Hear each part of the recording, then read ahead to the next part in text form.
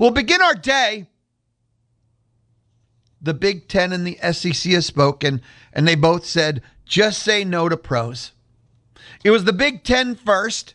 They approved a rule to prohibit players from returning after signing with NFL teams. They unanimously approved a conference-wide rule that would prohibit football players from returning to college after signing with NFL teams or being on their rosters. Signing with an NFL team or being on their roster. The new rule makes permanently ineligible any underclassmen who declared for the draft and did not withdraw, any player who signed a contract with any pro league, not just specific to football, any pro league, not just specific to football, and any player officially on a pro roster. It doesn't have to do anything. You didn't have to collect a check. No. If you signed any pro contract, it's not a North American. It can be a European league. If you are on the roster, didn't even collect your first check, does not matter. What's the penalty?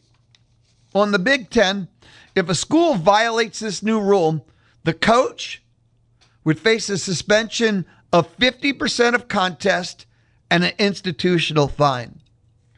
Because you can set a rule, the punishment determines if the rule will be effective. 50% of the contest is interesting because that does strike me as severe. That's a deterrent. I wish it would say 50% of the conference contest because then we're talking. I don't care about the sport. The institutional fine, I need me some money, right? To know exactly. But I think that's enough. Now, that was domino number 1 yesterday.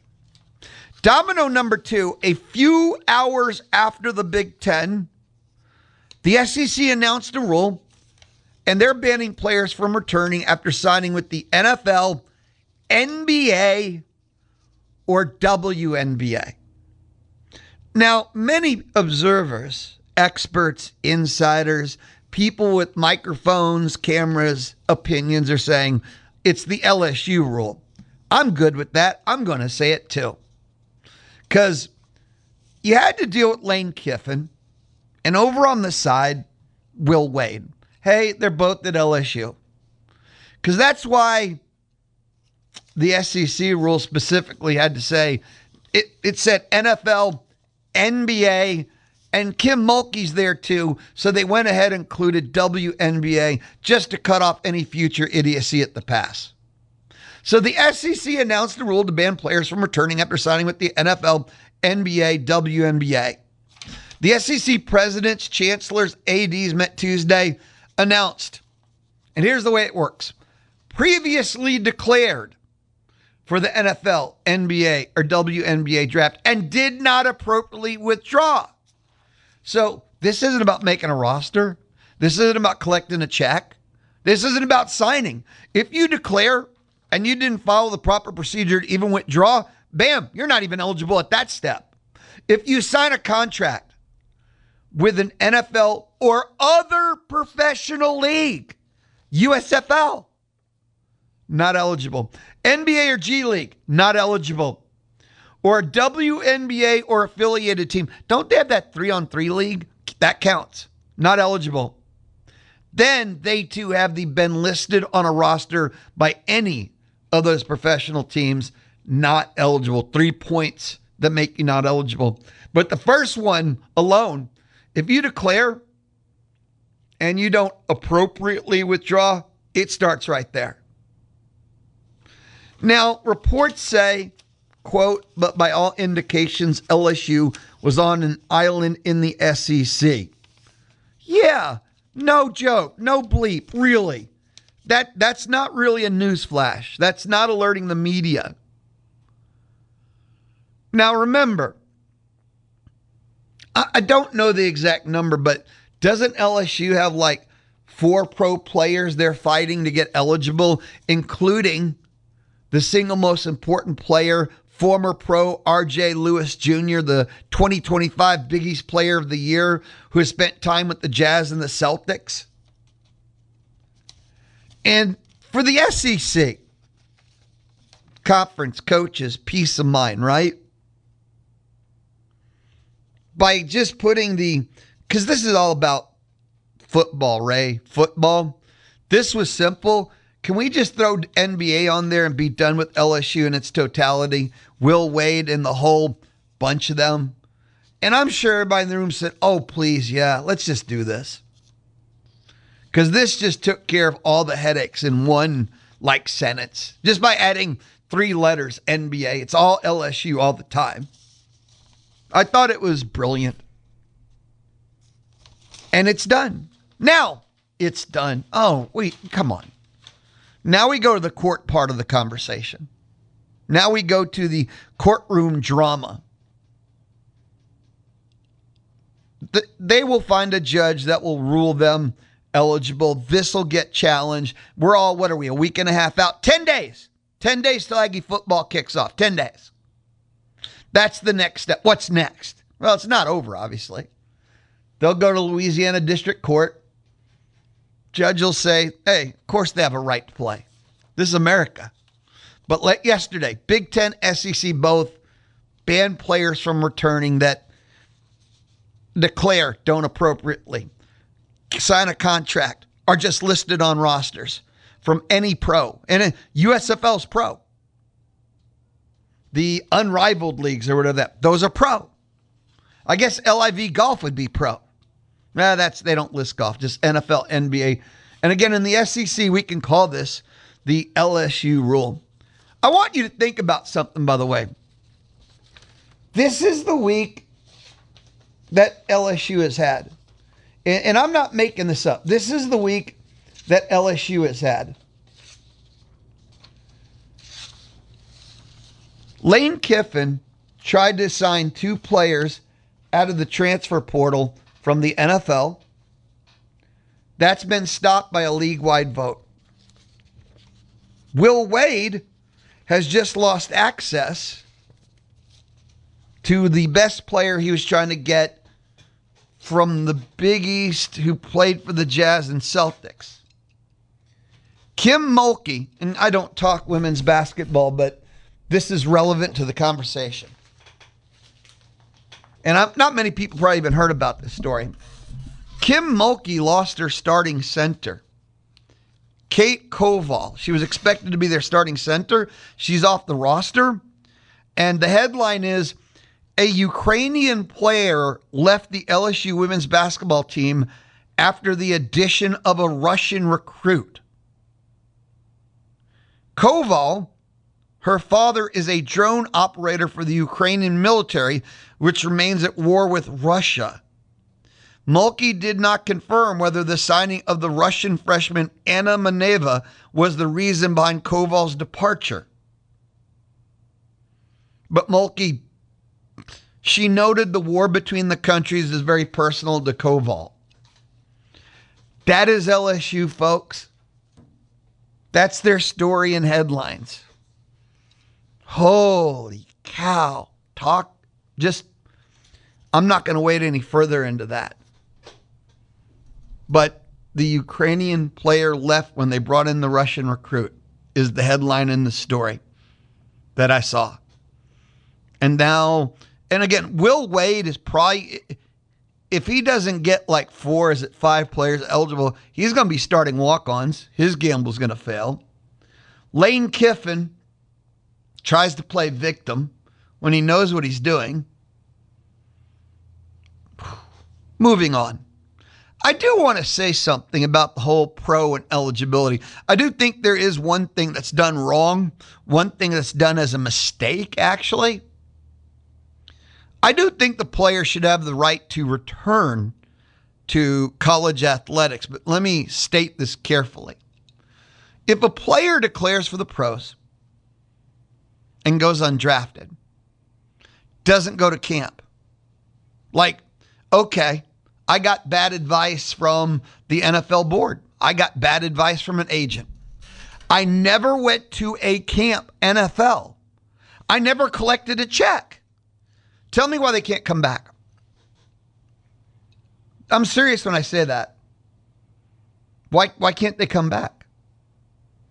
I think there should be a path to returning. When we look at player movement, I don't understand why they can't come back if they have eligibility left in those conditions. If you go unsigned, you don't make a roster, you don't go to camp, and you haven't got any money. You haven't got a check from an NFL team. I 100% think they should be allowed to come back to college. And any sport. You know, you think about the NBA. And that's a tricky set of rules. But if you meet those conditions, I believe a player should be allowed to come back. I've never, before we had all the modern world we live in, before NIL, before this wild free agency, I've never understood why a player who goes pro, goes undrafted, does not go to a camp, does not, take money, should not be allowed to return. I don't agree with that. I do want to throw that while we're having these conversations about to pro or not pro, that being the question. Now that the SEC and the Big 10 has spoke up, other conferences have to decide what's right for them.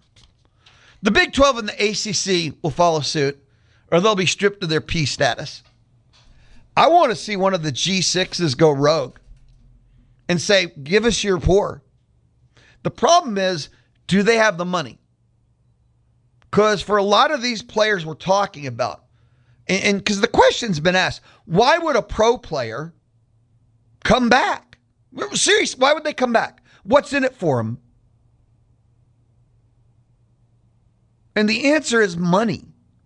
Because if you're an undrafted free agent and because people are like, oh, that LSU player, Pyburn, and he's already got $115K. He can make more on an NIL deal that LSU will give him than that undrafted first contract he's going to get.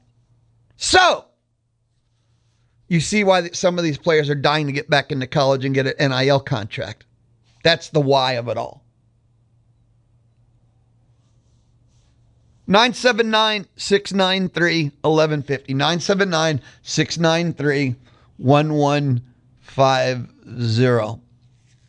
We live in interesting and at times really strange times of fan of this sport. And it's all money. It's all unregulated, wild, wild west money. But once you declare, and I like that, make a roster, go to a camp, all that stuff, you should not be allowed back. But if you declare and you go undrafted and you don't go to a camp, you don't sign and take money, I think you should be allowed to come back. I've always believed that. When we return, up next on the Louie Bellina Show, presented by CC Electric, Chip Howard Sports Talk will join me inside the Charles Schwab studio. It is the Louie Bellina Show. Man, is it really Wednesday? On the Zone, 1150 AM and 93.7 FM. Your home for the Houston Texans is Sports Radio 1150 AM and 93.7 FM. This is the Zone. It is the Louie Bellina Show. Little Dolly Parton tribute there. Awesome. The Louie Bellina Show presented by CC Electric. Chip Howard Sports Talk joins me. It's a Wednesday thing. He joins me inside the Charles Schwab studio. I'm sure you talked about it yesterday. We did, and I thought that would be enough, but we're going to talk about it again today. You don't see, very seldom do you see just such a wide variety of outpouring from people, right? Because we have sides now. You're either on this side or that side. And she was able to transcend that, and that the deep respect for anybody that can do that in this day and age. And she was just widely admired and loved. And that's hard to do, right? That's really hard to do. People are looking for reasons to hate. Correct. And without really alienating one side or the other side. And she was Dolly, and everybody loved her, and the family released something, saying, hey, in lieu of flowers or anything else, send a donation to the Imagination Library. And she funded that for so long, and no telling how much she spent of her own money. But that's just one of the great philanthropic operations of all time. She was sending out 1 million books a year. I'm sorry, 1 million books a month, right, as part of this thing. And what I think is going to happen now is this is going to be funded in perpetuity as a result of this, right? And she was probably smart enough to know that. And it's just going to go on. Okay, that's the number one thing since her passing. And yesterday, quite a bit of my time after was listening on to various channels and stuff. Yeah, her philanthropy. Okay, I knew there's stories of her in Tennessee. Right. Where she'd hear there was this high school. Yeah. And she just bought them all instruments. Right. There was this club. Nah, she did that all the time. All the time. Like daily. Quietly. That was her life. Yeah. She never, ever, ever claimed any of it. Yeah, quietly. She did that daily. Yeah. For folks that don't know. Yeah. But it is estimated that in her lifetime, money-wise, she donated $500 to $600 million. Yeah, $500 million. She refused to be a billionaire. Yeah. She just had no purpose for that, to be fair. Right. So her philanthropy is $500 to $600 million. Yep. And the book thing, yeah. Chip just said that was business as usual. Yeah. The book thing. Yeah. But again, daily, there's a story that would reach her, and she'd just kind of point a finger. An assistant somewhere take care of it for her, and that's the life she led. Yeah, she got everything out of it. So, she was an example for sure, and just when you revisit the music because of that, and I noticed that Jolene now is number 1 on the Apple charts today, but when you figure she wrote that and I Will Always Love You within 2 hours of each other early one morning, inspired, 40-something years ago, she's an incredible songwriter, and I mean incredible. And it's estimated she may have written as many as 3,000 songs in her life. 3,000. That's more than Willie. That's more than people that are prolific. She was prolific. She wrote almost every day, and by her account, at least most of her career, it was really she wrote between about 2 and 6 or 7 a.m. in the morning. That was her writing time. Now, there's a lot of artists though. That's it's not unusual. I saw a documentary, and she was on her bus, and her manager calls her and say, "Hey, what are you doing?" She goes, "Well, I'm writing." He goes, "Okay, well, I'll talk to you later." Yep. That was that quick, right? She goes, "I'm writing." Okay. Don't touch the flow. Correct. I'll talk to you later. Don't touch the flow. That was awesome. I thought that was so cool. Yeah, I've enjoyed hearing the Dolly Parton stories. Yeah, just since yesterday. Yeah. It's a great distraction from all the garbage that goes on every day. Are you talking about LSU again? Are you talking about LSU? Oh man, LSU. They can't help themselves, Lou. Think about it. Nobody, I thought, in our lifetime could unite the SEC and the Big 10. I did not think that was humanly possible. But guess who can do it? They can't help themselves. You put Kim Mulkey, Will Wade, and Lane Kiffin in a room. Yeah. We found the great uniters of our lifetime. Who's walking out of that room, by the way? I mean, if they all start throwing hands? Yeah. Kim Mulkey. Kim Mulkey. Exactly. The other two don't stand a chance. No, they got no shot. Lane Kiffin would be throwing his hands up. What are y'all mad about? He's first one out. Yeah. He does not survive. Yeah, no. If the three of them are in a she'd walk out. Yeah, cage fight. Kim Mulkey would probably be unscratched. Yeah. It's LSU's leading the way, Lou. No question about it. They united. I'll just say it again. They united the SEC and the Big 10. It'll be interesting. I know you believe in the right to work and the rights of men. Okay. Yeah, I believe it. Do you think the players should have the right to come back from the pros? No, not at all. How come? Not at all. At some point, in my mind, you're either going to have like a. I am correct. You believe in the right to work. And the right. Oh, absolutely. Okay. All right. But there have to be some boundaries on everything. I mean, if I get a job somewhere else today, there's going to be rules. Right? Wait, there's rules. I might. Are you breaking news? I might. Okay. There's got to be rules that are followed, and you can't. Yeah, or you're going to have a minor league system and call it a minor league system and let the NFL fund part of it, right? And yes. And guys can come and go.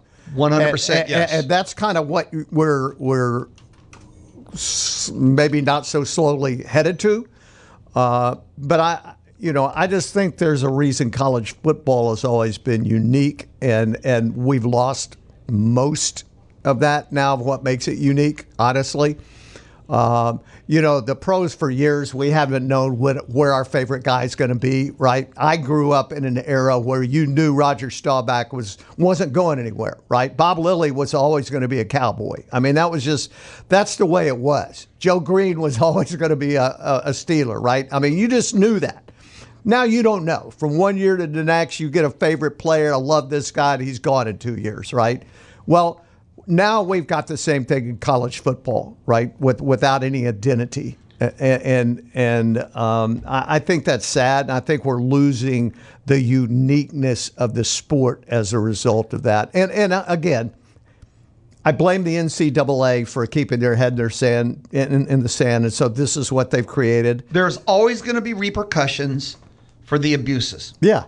And what do you mean, Lou? Well, coaches would block players when they wanted to leave in the old system. Yeah. Players player had no rights to leave. Rights. But guess what? Coach could cut them because someone better came along. Right. There was such an imbalance. There was always going to be repercussions. We never knew it would be this bad. And this is the boomerang. Yeah, and absolutely. This is the NCAA's fault for not telling coaches, no, you can't do this blocking stuff. Absolutely. You can't be spiteful. Yeah. This is the repercussions. Well, and not only can't you be spiteful is, I'm sorry, we don't have enough money for you. We just don't have the money. We'd like to pay you, but we just don't have the money. Being able to willy-nilly cut players was a mistake. There's so many mistakes, but again, you're right. We're facing that now, and I don't know that it's going to change because, as Mike Elko said at the spring meetings, everybody's for themselves. You can't get anybody to say, hey, let's do this for the good of the sport. Nobody's doing anything for the good of the sport. It's just the good of my team first, my conference is second. To be fair, hey, you're paying me $10 million a year, and you're paying me to win a lot of games. And if I don't win a lot of games, I'm not getting paid $10 million a year. I'll be on the street. Well, not on the street, but you know what I mean. I'll be out of a job. And I don't get $10 million a Yeah, year. yeah, I don't get it. If I don't win, I don't get it. And if you're telling me there aren't any rules right now, I'm going to get whoever I can get in that locker room that I think can help me win more football games, right? And so nobody is going to say, we're not going to do that. That's just not good for the game. Well, Chip, athletic department budgets are 9 figures, right? Yeah. I mean, come on. That's the reality. That's what we're fighting with. Yeah. Yeah. It's crazy. But in any part of life, when you introduce, let's go back to Dolly. When you introduce money, that usually ruins everything. All right. When you introduce a lot of money, that ruins a lot of different things. Okay. And so, and that's what's happened in the college game is that, hundreds of millions of dollars is being generated. When there's that much money going around, everybody wants a share of that. Everybody's got their hand out. And once they get some of it, it's like, well, how can I get more of it? Well, yeah. Nothing gets cheaper. No. You got to get more. Yeah. The cost of retaining your own roster, cost of adding, cost of footballs. We're losing, I think, what most of us grew up loving about the college game. No doubt. Chip, if I understand correctly, today is the biggest day of the year. No, that was yesterday. You missed it. Why do you keep changing things? You come in here every Wednesday, and I've got this roadmap. I made my predictions yesterday. No, you didn't. Yes, I did. I'm out. I did. I'm done. All right. I'll talk to you next Wednesday. Excellent. Thanks, Lou. You really did? Yeah. Why? I have been gearing up all week. It's been on the schedule for months. What schedule? I've been gearing up for a month for today to listen to your show. That's funny. I'm out. Hey, catch me on the interweb.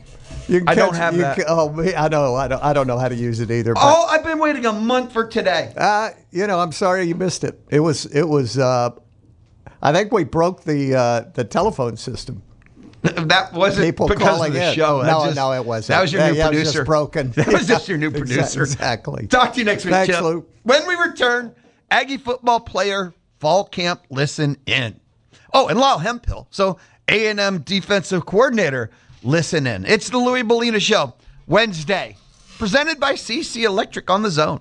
Listen to the Houston Astros on the Zone, thanks to Kelly Berdozer. The Louie Bellina Show, where we have this newfangled technology. It's called a microphone, and you have to press it to actually use it. The Louie Bellina Show, inside the Charles Schwab studio. Low cost, full service, best of all local. That is Schwab. Best of all local. That is Mark Sim, our local Charles Schwab agent representative. Look him up online at schwab.com/College Station. Charles Schwab and Company Incorporated, member SIPC. Time now, listening.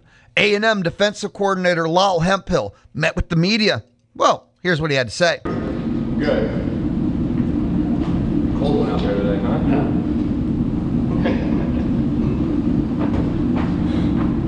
Is it morning? Yeah, good morning.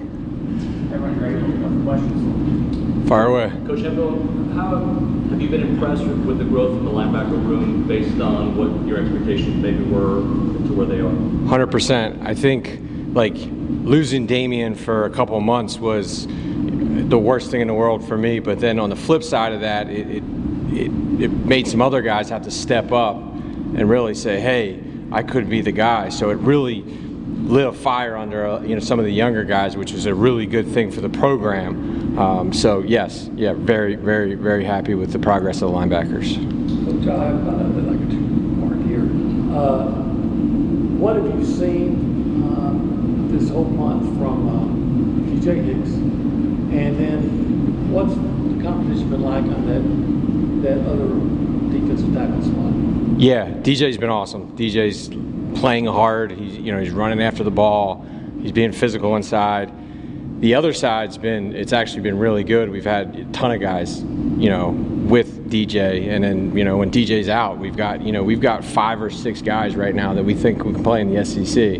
We've got Landon, we've got CJ Mims, we've got Angelo, and then Brandon Davis is, he's come back and has done a really nice job. So, and then you got and then you got the other DJ. So we've got some good depth there. Does anybody distinguish themselves a little bit more? It's getting there. No, I feel like we've really got 4 or 5 defensive tackles that can play this year. What's been the biggest point of emphasis for the defense since that first scrimmage, and then how do you feel like the defense has come along and things that you thought went well in that second scrimmage this weekend? We had to get just kind of running out of the stack, meaning when the ball gets out, our ability to just turn around and run. That's something we were looking for in the second scrimmage, and we got it for the most part. I think just the overall execution, that's probably the biggest thing we were looking for. The guys have now been in the defense for a spring, through the first, scrimmage of camp. We were just looking for overall execution. I think we got it. We're about to talk to Jordan Shaw in a minute. You had talked about those 3 or 4 guys maybe that could win that nickel spot. What has Jordan done and separated himself, or what's the kind of assessment the nickel? He's just very consistent. Just consistent every day. Comes out. He's the same Jordan Shaw. He does his job. He's just been super consistent. How rotational can you be, or would you like to be at the cornerback position, and kind of what's that battle? I love to be rotational. Love to it. The way you guys look at a game is you look at a game like 70 plays. At the corner position, I look at a game like 140 plays. You know what I mean? And how are you going to split those 140 reps up? And I'd rather cut it in 3 than cut it in 2. You know what I mean? Or 4. So I think when you look at our season and it's a long season, and if you can just keep some of the tread on those tires as we get into the later part of the season, I think the better off we're going to be. I think there's about less than 2 weeks left until the first game. What do you think still needs to be improved, and what do you think that was a weakness last year that maybe can be a strength this year? The run fits. We're getting better at those, and I think to answer your first question, the overall execution just needs to continue to get better every day, consistently. Overall execution needs to get better. What makes Julio and Ricky different from each other, and what are we kind of seeing in their competition? The one thing they can both do is run. I think naturally, Julio may not as good at ball skills maybe a year ago, but that is something that he has worked extremely hard on, and it is improved. I mean, it's crazy really what he's done to be able to play the ball in the air. I mean, he's really worked hard at it. Other than that, I mean, him and Rick they're both pretty good players. We talked to Julio before. He had mentioned us that the team as a whole was working on getting more turnovers. Have you seen that in practice so far, or are we still waiting to see that more? Yeah, the scrimmage was tough because it was it was more of a thud scrimmage. But yeah, I mean, catching the ball, it's starting to happen. We're starting to see it, which I'm glad because we've worked so much on it. We've had to catch 2,000 balls before practice, every day. Up to this point. So I'm glad to see it's actually paying off, and we're not just getting our hands on the ball, we're actually catching it. You have the DBs go with the jugs like the receivers do? Every day. If you can get, I tell them, if you can get 10 or 20 in a day, times 20 practices, you're looking a lot more catches, and they need it. They need it. You mentioned how Jordan's consistency has really stood out to you. Just what have you seen in the last couple of years, the work he's put in to develop that consistency in the areas that he's grown in his game the most? Yeah, I think the thing that's helped him the most in the last 2 years, to be honest with you, is going against last year KC every day, and then this year it's Mario every day. Like, that's just made it, like, you have to strain every single play with those two guys or you're going to get embarrassed. So it's really like put him in the spotlight every time they do a one-on-one, every time they do a release drill, every time they do a team drill, every time you do 7-on-7, like, you're on or you're going to get embarrassed. And he's embraced that, and he loves it. And Mario loves it too. Mario loves to see him across from him. It makes them better players. They compete. They compete their tails off. What are the 2 or 3 things this defense has to do for it to be successful this year in your mind? No, I mean, number 1, we got to stop the run consistently. Number 2, we got to take the ball away, and number 3, we got to disrupt the passer. We can never let a quarterback just sit back there and feel comfortable throwing the ball. Those 3 things. On the D line, like, would you expect to maybe take that next step going into this season? There's like, we just went through the D tackles. I mean, I'd like to see a lot of those guys take the next step. We're really, one of those guys becomes, equal to DJ Hicks. We're pretty good up front. So I had told Marco on field at the same time. Yeah. Was this one of those obvious no-brainer things to do, or is it something that throughout camp I said, hey, this looks like something that we need to do? Yeah, at times I think they'll both be out. At times, right, and we could put and the other guy that's really started to push is Sam Pemba. So we feel like we've got 4 or 5 defensive ends that can go in and play in the SEC. So throw any of them out there, we feel pretty comfortable with it. What are your thoughts on Ray Coney and how has he sort of adjusted to the system? He's picked it up very well. He worked really hard between spring and fall camp. Like, I felt like in spring he was trying to keep his head above water. You know what I mean? Then we got to the summer, and then he really dug in, knew what he needed to get better at, and like worked his tail off at it. And then he's came back in camp, and he's had a great camp. What did he need to get better at? What's that? What did he need to get better at? Didn't he need to get? You said that he saw the things he needed to get. Just scheme wise, things we were doing is very different from what he came from, scheme wise. So he needed to learn and adjust, and he figured it out. Good linebacker instincts on that guy? Yeah, very good linebacker. He's a good tackler, puts his body on people. I always talk about, I like tacklers that put a lot of surface on it, surface to surface we talk about. He naturally just puts his whole surface on people when he tackles, and I love that. How's Damien's progression going, and just how you feel like he's really starting to get back into things? He's been taking team reps. He's been doing great. Hopefully he just keeps progressing. How encouraged have you been by the freshmen, guys like Chance Collins, Arrington, Singleton? It seems like a lot of guys are pumped. Yeah, it's so different now. You expect these guys to come in and just be guys right now. You got to take a step back sometimes and understand that they're freshmen. On the flip side, though, you need them to play. So, there's an urgency that sometimes you have to remind them of every day, but they're coming along well. philosophically, you're a guy with a secondary background. Right. Do you look at the back end and say, hey, they really help out the guys in the front, or is it more so like the strength of your team is just kind of front to back, whatever it is? I know I'm a secondary guy, but it's front to back for me. Like, it's everything starts up front. Like, if it doesn't matter what coverage you play, if you can't get to the passer, they're going to find it.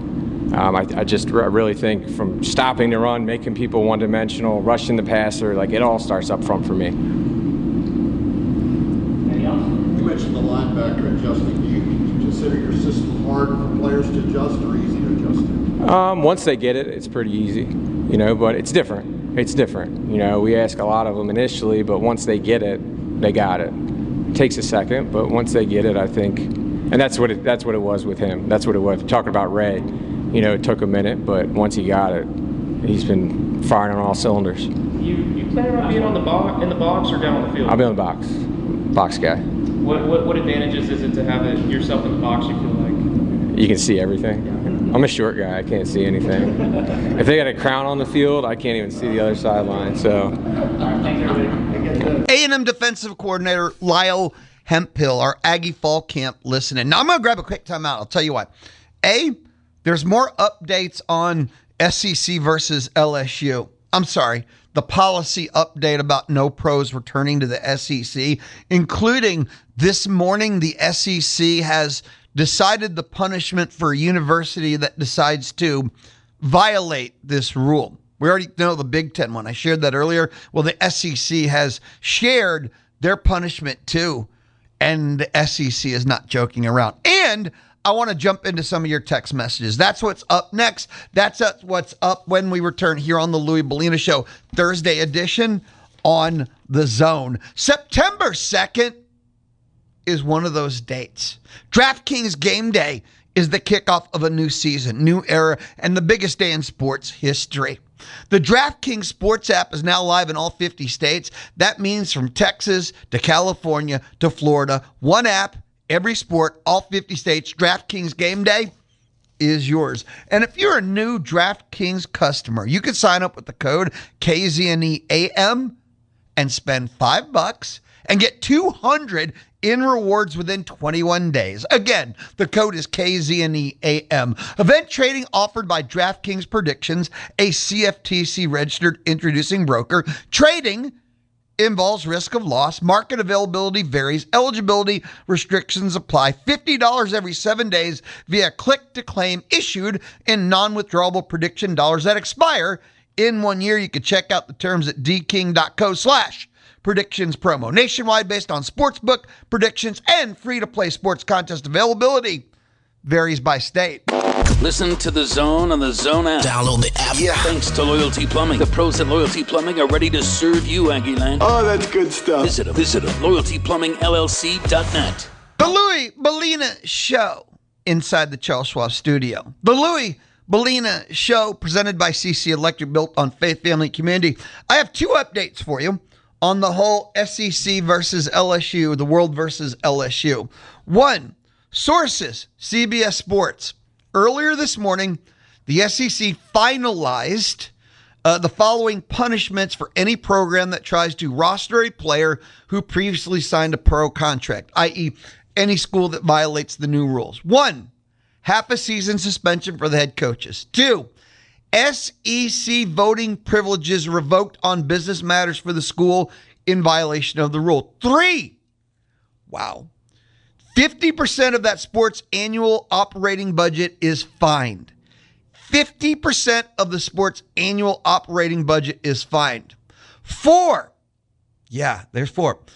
The league retains the right to levy other penalties by Greg Sankey and or the president chancellor as necessary. So the fourth one is and we can do whatever else we think we need to do, you idiots. So there's a similarity. They have everything the Big 10 put in for punishment. Big 10 has the half-season suspension. The Big 10 said, without specifying there's a financial penalty, the SEC is 50% of that sport's annual operating budget. SEC, you lose voting rights about anything business, and they, number 4, and whatever else Sankey. It depends on how much you piss him off, whatever else he wants to do. Here's the second thing I've come across. And listen carefully to this one. Brennan Chapman on Twitter X. LSU may have created a problem bigger than an eligibility loophole. CBS reports LSU and Lane Kiffin encouraged NFL players to sue the NCAA. The NCAA Constitution allows action when a member's conduct undermines the interest of the association. The clause could fit here. What do you mean could? You have a member institution telling people to sue the institution because they don't like how things turned out. Of course that's undermining. Isn't that the definition of why that rule's in place? And of course it would be LSU. Because let me ask you something. Do you think Lane Kiffin's telling these players to sue because he's a crusader fighting for the rights of all mankind? Lane Kiffin is doing this to bring the darkness into the light and to make a better tomorrow for all people? Hell no. That's not this storyline. Man. And again, CBS Sports reported that LSU, not a name, right? I don't want to be wrong here. That LSU is telling the players to sue the NCAA. Now, let me ask you something. Here's what's so odd, right?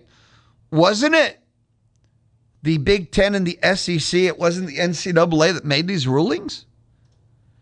This, okay, gets worse before it gets better. Now, before we jump aside, I wanted to do a text message sweep. Not time. No big deal. I promise you. Because a lot of people have texted in about a lot of different things. Jackson Zimmerman, Jackson in College Station. Louie, leave it to Kim Mulkey to act as pseudo world peacemaker to LSU. Might be the most Baylor thing of all time. Never forget, hey, remember, it didn't work. The Ukrainian player just left, their starting center. Zachary in College Station. Yeah, it should be that simple, but if you played in the previous season and still have eligibility, you can come back before week 0. It should really be that simple. I disagree. I 100% disagree. Like I said, if you declare you go undrafted, did not go to a camp, did not make a roster, did not take money, you should be able to come back if you stay clean. And players have never had that right. And I've always said they should. Before we had NIL, free for any of this, I've always thought if you went undrafted, don't go to a camp, don't sign anything, why not come back? I've always thought players should have that right. Tony Catalina, Gig'em 247, up next inside the Charles Schwab studio here on the Louie Bellina Show, here on The Zone.